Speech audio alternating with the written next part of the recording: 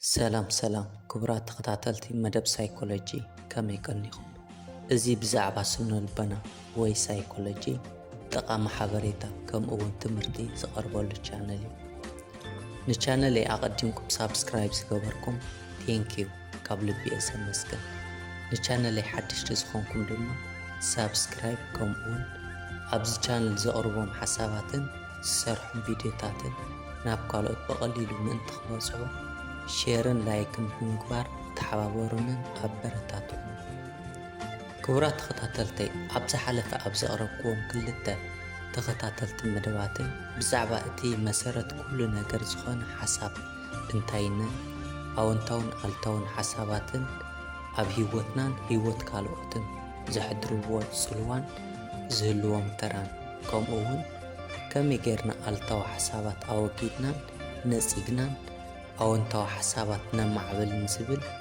بصفيح أقرب لكم يا نلوم دم حدا أبسنا البنا وي سايكولوجي تمرتي وساني أب هيوتنا دم أقداس زخوانا سمعت زبل حساب حزلكم قريبا لكم نايز أب هيوتنا زقات منا سمعت وي دم إيموشن إلنا نسوعو انتاينت ألتاون أو انتاون سمعتات كم أون أب هيوتنان هيوت كالوتن زقاتهم حما ويدم ألتاو سمعت بخمي كم نقصاصرهم كم نوقدهم من زبلو حسابات حزلكم مزياء له كم تفتوه بزحكم نقر فلتاتن تمرتن كم ترخبولن كم تجبطولن دماغرك سينيان كبرات تخطاتلتي كم تخالق زي زبلكم كاباكم زدلن تسبيت سكبرن أبز چانل كسع مودع تحابيركم ومسنحن نزقربهم حسابات بس أمونا مكتالين ترحيل مباركس كبرات تخطاتلتي نحنا دق السابات أما عالتاوي هيوتنان تقباراتنا بزحات عينتات سمعيتات يسمعنا إيوم نابا أمرنا يموزونيا وزو نابا أمرنا زموز سمعيتات كعا لكع خمتي آون تاون آل تاون حسابات أغادمنا زرعنا إيوم እዚኦም እውን ልክዕኹም እንበዓሎም ኣሉታውን ኣወንታውን ስምዒት ኢልና ኢና ኣብ ክልተ ንኸፍሎም እዚ ስምዒት እዚ ካብቲ ኣብ ኣእምሮና እንሓስቦ ኣወንታዊ ወይ ኣሉታዊ ሓሳብ ዝነቅልን ንሓሳባትና ሓይልን ጉልበትን ብምሃብ ናብ ተግባር ንኽነሰጋግሮም ዝገብረናን ዝደፍኣናን ሓይሊ እዩ እቲ ኣወንታዊ ስምዒት እንብሎ እቲ ኣብ ህይወትናን ህይወት ካልኦትን أونتاو صلوا زلوا كم إمنت حاجوس تسفى فقري زأمسلو انتخنو اتي آلتاو سمعت إنه لخعب أنصار اتي أب هيوتنا هيوت كالو سباتن آلتاو صلوا زلوا سمعت انتخون نأبنت كم سمعت عسى حزة فرحي ترتار كالو تنزبلو كنتاك سنخلينا كاب استولدنا لغزي جمير كساب حجي زلنا يغزين ساعتن سخونا عينت سمعتي سمعنا نستعنا قدينا فلات إن حسوهم حسابات عبدكاس أبنو خنو لساعات كانوا قارصهم نخلينا سمعتاتنا كن بفلسهم تاتو كانوا بلو ماي نخلينا نحنا دك سابات ملا أكالاتنا سونتنا بزي مقراص استفالا لي سمعتات نتعنا قدينا ناي سونتنا أكالات كله نهيوتنا نخرجنا نخحجزنا كوينهم استفطروا بأجاتا ما يكون ناي مرآي مسمع مدعم مش ساتن من كان زبول سمعيتات زلو أب هيوتنا وش تزركب كل نجار نخصم معنا يوم سمعت واساتنا استبهلو مخنياتون زرعنا يوم استعمنا يوم سمعنا يوم سنخنا يوم نخصم معنا سلزقب يوم أبا أمرنا إن حسبهم نستنتنو من حساباتكم أون بأفنا إنه بسأم قالات بزي سمعيت أب هيوتنا زخونا يخون قلباتن سعنتان يقولون ببمعالت زخونا يخون تزعنو زي فطرون بزحت حسابات نحسب نستنتن إنا انتخونا جين نسمعيتاتنا كلا على سلا زي كله زخونا يخون أستواز وخي قدر في حلفه كل جزء إن حسبه من إن استنتنا من حسابه لو كم تزخل سمعتي ሓሳባትናን ቃላትናን ልክዕ ከም ሮኬት ተሸካሚ ስምዒትና ድማ ልክዕ ከም ነዳዲ እዩ። ናይ ሮኬት ተሸካሚ ዘይንቀሳቐስን ብዘይ ነዳዲ ዝኾነ ይኹን ክሰርሕ ዘይኽእልን ተሽከርካሪ እዩ። ምኽንያቱ ነቲ ናይ ሮኬት ተሸካሚ ከለዓል ዝኽእል ሓይሊ ነዳዲ ከም ምዃኑ መጠን ናይ ሓሳብናን ቃላትናን ጉዳይ እውን ልክዕ ከምኡ እዩ። ምኽንያቱ ስምዒትና ንሓሳብናን ንቃላትና ሓይልን ጉልበትን ዝህብ ስለ ዝኾነ ሓሳባትናን ቃላትናን መልክዕ ንኽዕዝ ብስምዒት ክሕገዝ ኣለዎ። ኣብ ህይወት ውሽጢ ከም ዘሎ ዝኾነ ይኹን ሕማቕን ጽቡቕን ኩሉ ስምዒታትና እውን ከምኡ ጽቡቕ ወይ ሕማቕ ኣሉታዊ ወይ ኣወንታዊ ስምዒት ክኾኑን ከጋጥሙናን ይኽእሉ እዩ። ኣወንታውን ኣሉታውን ስምዒት ኣለውና።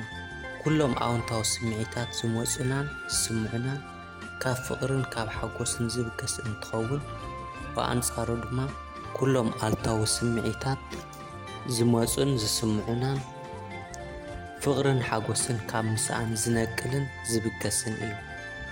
ዝሓሸ ስምዒት ኣብ ዝስማዓና ግዜ ንኣብነት እንትንሕጎስ ዝሓሸ ፍቕሪ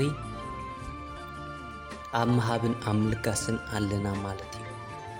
ዝበለጸ ፍቕሪ ብዝሃብና ቁፅሪ ከዓ ዝበለጸ ንቕበልን ንረክብን። ብኣንጻሩ ድማ ሕማቕ ስምዒት ኣብ ዝስማዓና ግዜ ንኣብነት ዝተነጸልናን ዝተገለልናን ኮይኑ ኣብ ዝስማዓና ግዜ ኣሉታዊ ስምዒት ናይ ምፍጣር ዕድልና ይዓቢ። እንቕበሎን እንረኽቦን ድማ ዝበዝሕ ኣሉታዊ ነገራት ይኸውን።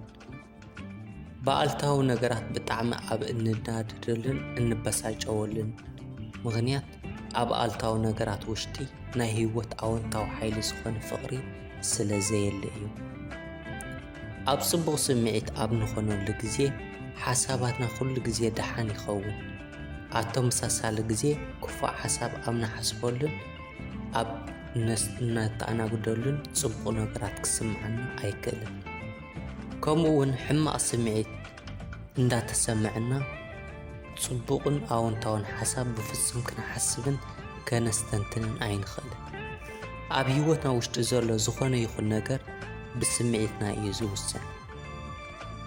ኣብ ህይወትና እንውስኖም ውሳነታት ኩሎም ኣብ ስምዒትና ዝተመስረቱን ዝተደረኹን እዮም። ኣብ ህይወትና ኣነቓቕሓን ኣበረታትዕን ሓይሊ ስምዒትና እዩ። ኣብ ህይወትና እንደልዮምን እንምነዮምን ኩሎም ጽቡቓት ነገራት ንሳቶም እውን ንዓና ይደልዩና እዮም። እንፈትዎምን እንደልዮምን ኩሎም ነገራት ንምስሓብን ንምርካብን ግን ንሕና እውን ጽቡቕ ዝኾነ ስምዒት ክንህብ ኣለና። ህይወትና ንምልዋጥን ንምቕያርን ናይ ግድን ልዕሊ ዓቐን ክንቃለስን ክንብድህን ኣይግባእን። ክንገብሮ ዝግባእና ነገር እንተሃለወ ብኣወንታዊ ስምዒት ፍቕሪ ምሃብን ምልጋስን ጥራሕ እዩ። እንደልዮን እንምነዮን ነገር ኩሉ ብኸምዚ መልክዕን በዚ መንገዲ እዝን ክንረክብን ክንስሕቦን ንኽእል ኢና። ኣወንታዊ ስምዒት ኣብ ህይወትና ውሽጢ ናይ ኩሉ ጽቡቕ ነገር ምንጭን መሰረትን ዝኾነ ናይ ፍቕሪ ሓይሊ ይጥቀም። ጽቡቕ ስምዒታትና ንእንደልዮም ነገራት ኩሎም ንምርካብን ንምስሓብን መሰረት ምዃኑ እውን ይነግረና። ኣብ ህይወትና ዘሐጉስና ነገራት ኩሎም ንምርካብን ንምቕባልን ብመጀመርያ ደረጃ ክንገብሮም ዘለና ሕጉስ ምዃንን ሓጎስን ፍቕርን ምሃብን እዩ። ብዝስማዓና ሕማቕ ኮነ ጽቡቕ ስምዒት ልክዕ ከም ማግኔት ኣብ ከባቢናን ጥቓናን ዘለዉ ሰባት ኩነታትን ፍጻመታትን ንስሕቦም። ንኣብነት ኣብ ናይ ምንቕቓሕ ስምዒት ኣብ ንኾነሉ ግዜ ናብ ህይወትና ዘነቓቕሑን ዘበረታትዑን ሰባትን ፍጻሜታትን ንስሕብ። ብኣንጻሩ ድማ ኣብ ናይ ፍርሒ ስምዒት ኣብ ንኾነሉ ግዜ ከምኡ እውን ኣብ ፍርሒ ዘለዉ ሰባት ኩነታትን ፍጻመታትን ናብ ህይወትና ንስሕብ። ይኹን እምበር ኣብ ውሽጥና ዘሎ ስምዒት ብምቕያር ኩሉ ናብ ህይወትና ክንስሕቦን ክንረኽቦን ንኽእል ነገር ክንረኽቦን ንኽእል ኢና። ኣብ ህይወትና ዘጋጥመና ዝኾነ ይኹን ነገር ክንቅይሮ ወይ ድማ ክንልውጦ ንኽእል ኢና።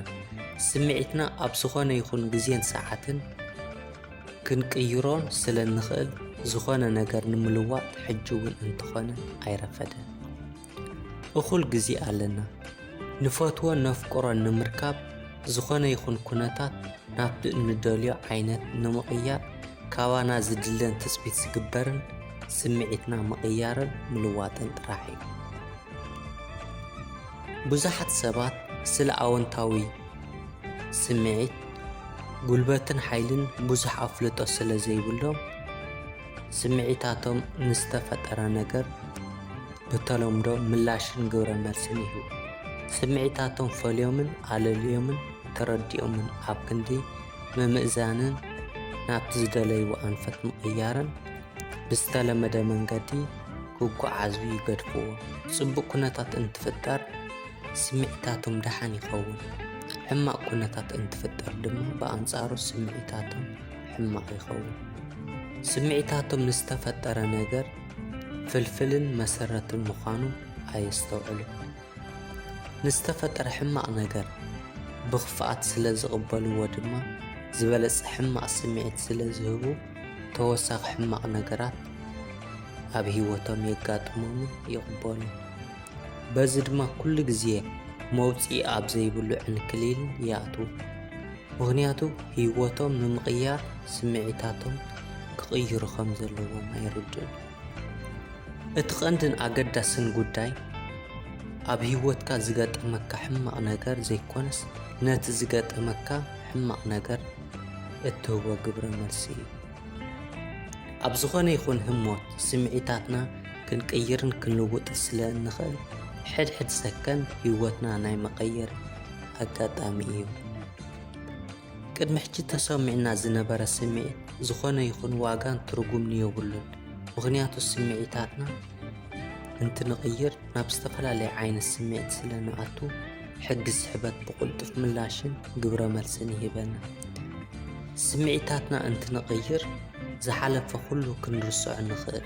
ስምዒታትና እንትንቕይሮ ገዛእ ርእስና ካልኦት ሰባትን ነገራትን ብሓፈሻ መላእ ህይወትና ሓቢሩ ይልወጥ። ኣብ ህይወትና እንደልዮም እንፈትዎምን እነፍቅሮምን ነገራት ኣይረኸብናን ወይ እውን ኣይተማሉእልናን ማለት ሕማቓት ወይ ድማ ዋጋ ዘይብልና ዓይነት ሰባት ኢና ማለት ኣይኮነን። ንኹልና ዝተውሃበ ተልእኾ ኣብ ህይወትና ንዘጋጥሙና ሕማቕን ኣሉታውን ኣጋጣሚታት ኩሎም ብፍቕሪ ንኽንገጥሞም፣ ንኽንብድሆምን ንኽንስዕሮምን እዩ። ብዙሓት ሰባት ናይ ፍቕሪ ሓይሊ ብዙሕ ጽቡቕን ኣወንታውን ነገራት ናብ ህይወቶም ክሳብ ዘምጽኣሎምን ዝቕበሉን ምጽባይን ምዕጋስን ይስእኑ እሞ ናብ ኣልታዊ ስምዒት ይምለሱ። ርእይቶ፣ ጌጋ ምላይ ከምኡውን ምምራር ዝበሉ ኣልታዊ ስምዒታት እንትኾኑ ኩሎም ናብ ጸሊእ የምርሑ። ብዘማረርናዮምን ሕድሕድ ርእይተን ዝተዛረብናየን ብዝገለጽናየን ቁጽሪ ኣብ ህይወትናን ኣብ ዙርያናን ኣልታውነት እንዳወስኽና ኢና ንኸይድ።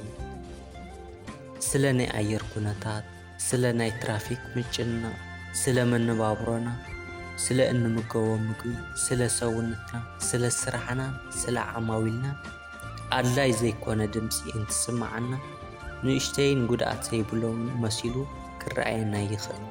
ይኹን እምበር ዘምጽእዎ ኣልታዊ ስምዒት ኣዝዩ ከቢድ ዋጋ ከኽፍለና ይኽእል እዩ።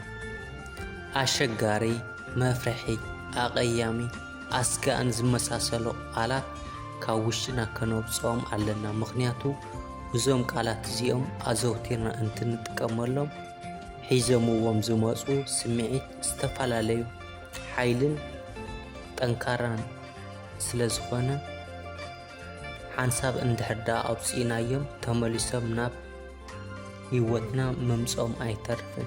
እዚ ማለት ከዓ ጠንካራ ናይ ኣልታዊ ስምዒት ናብ ህይወትና ኣቲና ኣለና ማለት እዩ። ኣብ ክንድኡ ዘሐጉስ፣ ዘገርም፣ ዘደንቕ ዝብሉን ዝመሳሰሉን ቃላት ምጥቃም ዝሓሸን ዝበለጸን እዩ። ዝደለናዮን ዝፈተናዮን ኩሉ ክንረክብ ንኽእል ኢና። ናብ ካልኦት ህይወት ዝለኣኽናዮም ነገር ኩሉ ናብ ናይ በዓልና ህይወት ተመሊሱ ብምምጻእ ሳዕቤን ክፈጥር ይኽእል እዩ።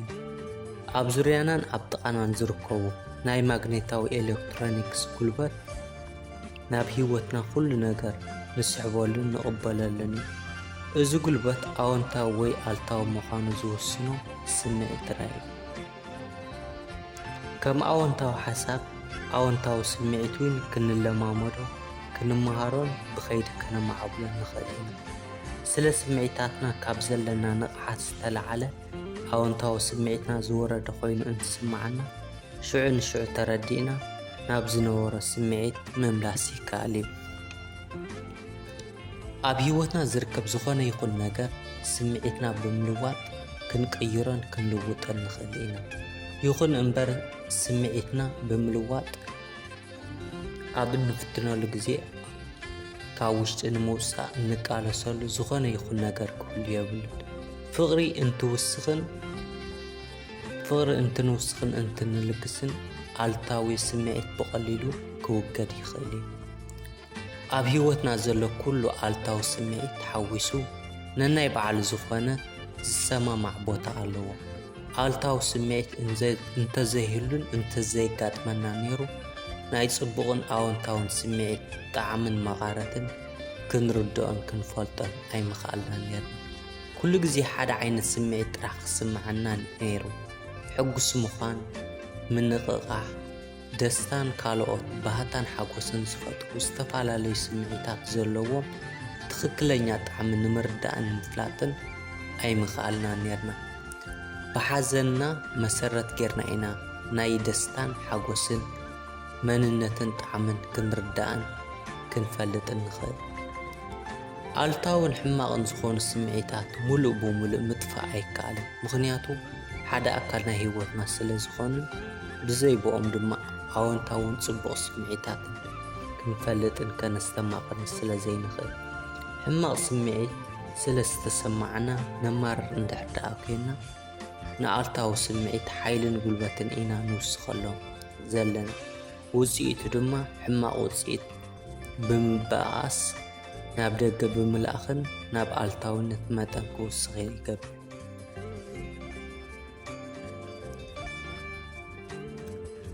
ሕጂ ኣልታዊ ስምዒታት እንደልዮም እንምነዮን ህይወት ከምዘየምጽኡልና ተረዲእና እዞም ስምዒታት እዚኦም ክእዝዙናን ክቆጻጸሩናን ክንፈቅድ የብልና።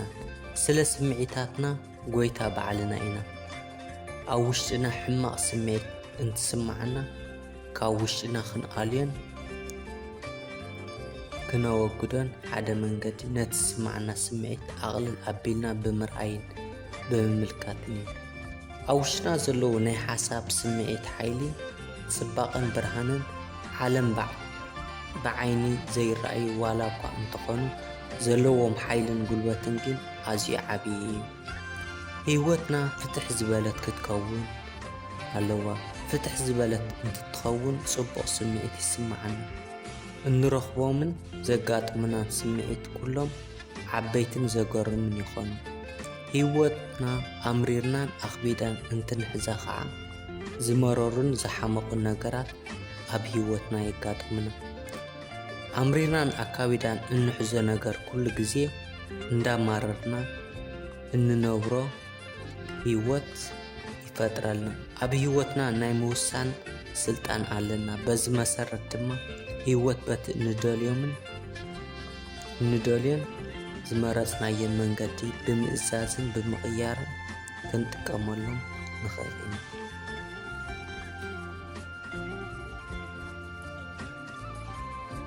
ሕማቕ ስምዒት ናይ ሓቀኛ መንነትና መለክዕን መግለጽን ኣይኮነን። ሕማቕ ስምዒት ክንጻወሮም ብዝፈተናን ብዝሓሰብናን ቁጽሪ መጠኖም እንዳወሰኸ ይኸይድ። ኣልታዊ ስምዒት ከምዘይንደልዮም ንውሽጢና ብዝነገርናዮ መጠንን ቁጽርን ዓቐኖምን ቁጽሮምን እንዳወሰኸ ይኸይድ። ዝኾነ ንኽገር ክንጻወሮ ብዝፈተና ቁጽሪ እቲ ነገር ናባና ብዝበለጸ ይመጽእን ይስሓብ። ስለዚ ሕማቕን ኣልታውን ስምዒት ኣብ ዝገጠመና ኣብ ዝስማዓናን ግዜ ፍጹም ትኹረትን ኣድህቦን ክንህቦም የብልና። ብፍጹም ንክንፃወሮም እንተዘይፈቲና ኣብዚ ግዜ እዚ ዘለዎም ሓይልን ጉልበትን ይቕንስ። ስምዒታትና ከመይ ንቆፃፀሮም? ኣብ ህይወትና ኣብ ጽቡቕ ስምዒት ኣብ እንኾነሉ ግዜ እንገብሮምን እንሰርሖምን ነገራት ኩሎም ብጣዕሚ ደስ ዝብሉን ውፅኢታውያን እዮም። ኣብ ሕማቕ ስምዒት ኣብ እንኾነሉ ግዜ ከዓ ገዛእ ርእስና ንጎድእ። ካብ ብተወሳኺ እውን እንሰርሖን እንገብሮን ኩሉ ምስ ውሽጥና ዘይሰማማዕን ዘይሳንን ይኸውን። ስምዒታትና ኩሉ ግዜ ንእንገብሮም ተግባራት ይቆፃፀር። ስለዚ ካብ ከምዚ ዓይነት ሕማቕ ስምዒት ንምውፃእ ድማ ናይ ግድን ሓደ ፍታሕ ወይ መንገዲ የድልየና። ኣብ ህይወትና ውሽጢ ንዴት ዝፈጥሩልናን ሕማቕ ስምዒት ንኽስማዓና ዝገብሩ ነገራት ኩሎም ክንቆፃፀሮም እንተዘይክኢልና ህይወትና ክንቆፃፀርን ብኣግባቡ ክንመርሕን ኣይንኽእል ኢና። እንተዘይኮይኑ ዘይከውን ጌጋን ኩሉ ግዜ ጣዓሳ ዝፈጥር ጥፍኣትን ከነጥፍእ ንኽእል ኢና። ስምዒታትና ናይ ምቁፅፃር ክእለትን ጥበብን እንተሃልዩናን እንተኣማዕቢልናን ኣብ ህይወትና እንደልዮም ነገራት ኩሎም ክንረኽቦምን ክንጭብጦምን ንኽእል ኢና። ተግባራትና ኩሉ ክንቆፃፀሮም ንኽእል። ካብቶም ስምዒታትና ክንቆፃፀሮም እንኽእል መንገድታት ገለ ንምጥቃስ ዝኣክል፣ ሓደ እቲ ናይ መጀመርያ መፍትሕን ስምዒታትና ክንቆፃፀረሉ እንኽእል መንገድን ንዝተሰምዐና ሕማቕን ኣልታውን ስምዒት ኖርማል እዩ። ሓደ ግዜ ሳሕቲ ክስማዕና ዝኽእልን ዓይነት ስምዒት እዩ ኢልና ምሕሳብን። ንኣብነት ንግሆ ካብ ዓራትናን ካብ መደቀሲናን ኣብ ንትሰኣሉን እንላዓለሉን ግዜ ናይ ስልችነት ወይ ድማ ናይ ድብርት ዓይነት ስምዒት ይስማዓና እዩ።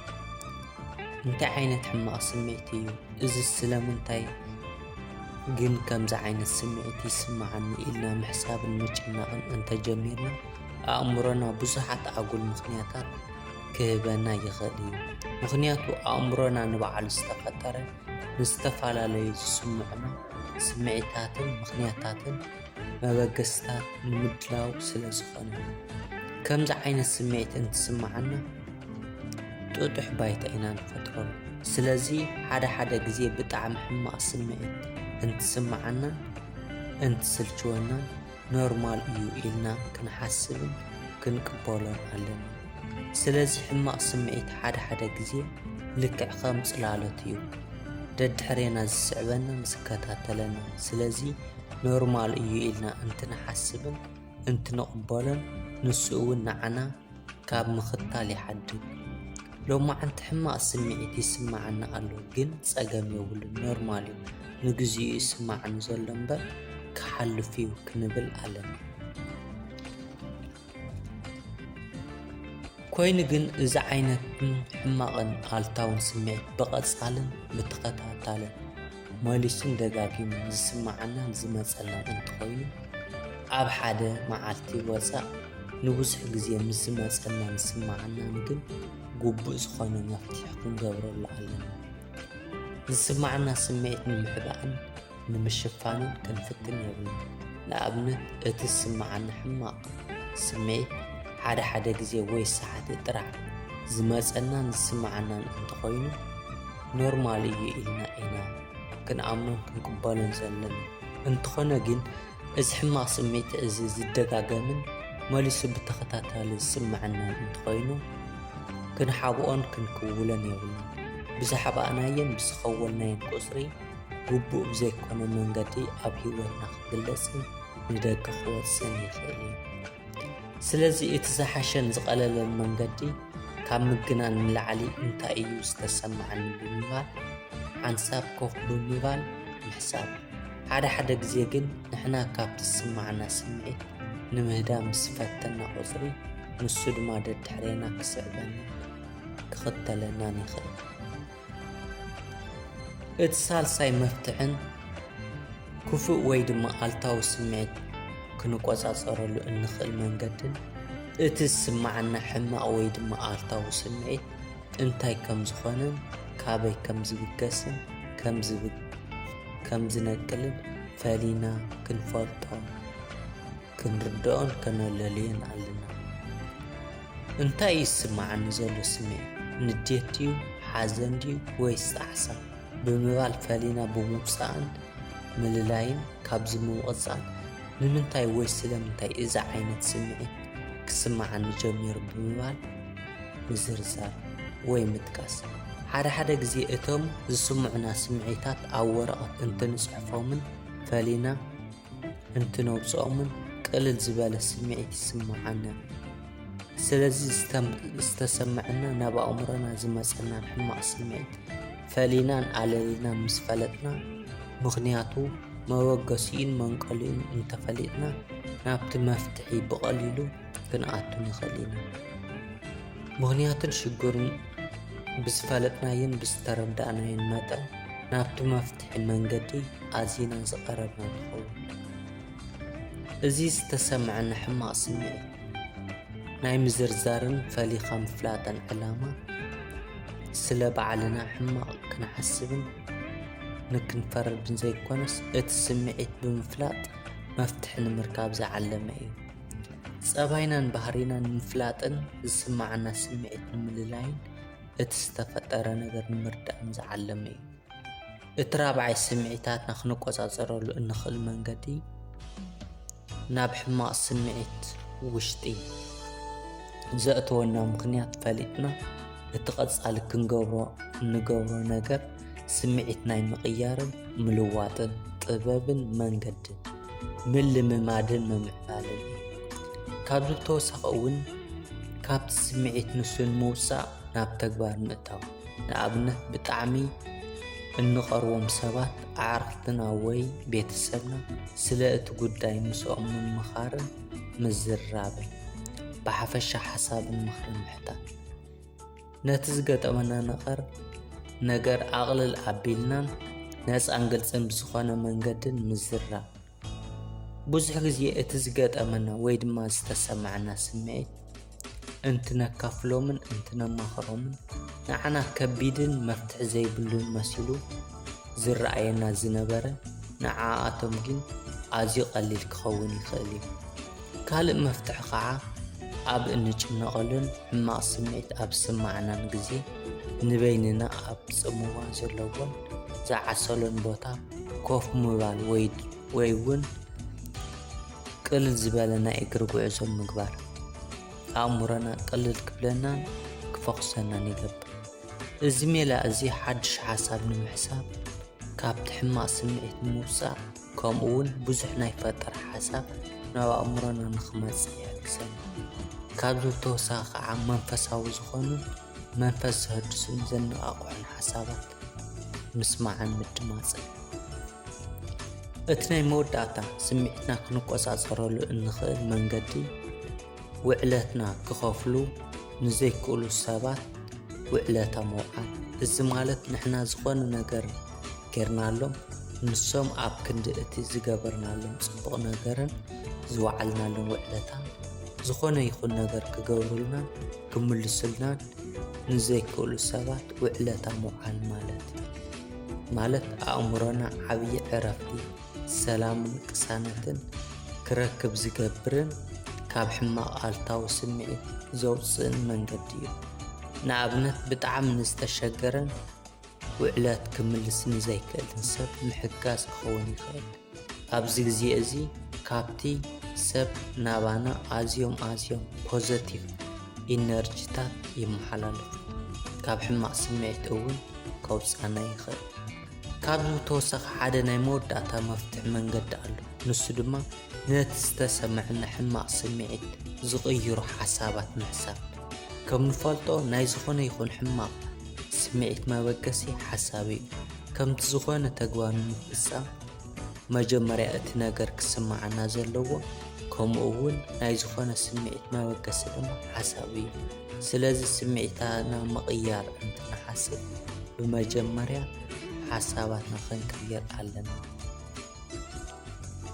مباركس كبرات تخطاتلتي لو ما عاد حزلكم زمصاخو تمرتي سنة لبنا وي سايكولوجي إذ سمعكم من كتكتاتلو صنعكم من يمثل نيرو بوزح تمرتن كم نجارن فتاتن رخيكم جابيتكم كتكونوا بعل ملؤ تسفعين كساب مودات حبيركم سلس صنعكم سلس تخطاتلكم يغني لي كابل بيئة مسكن نوتو بنحانا حساب رئيتان كم نتقبل لي حاجة زي متبعاً كابل بإندامس كمكم دلوكم حتى رئيتان أقومي تبوتات صحب لي أبقى صالي كابل بستفالي مدب كن راخبين كساب شبكين سلامكم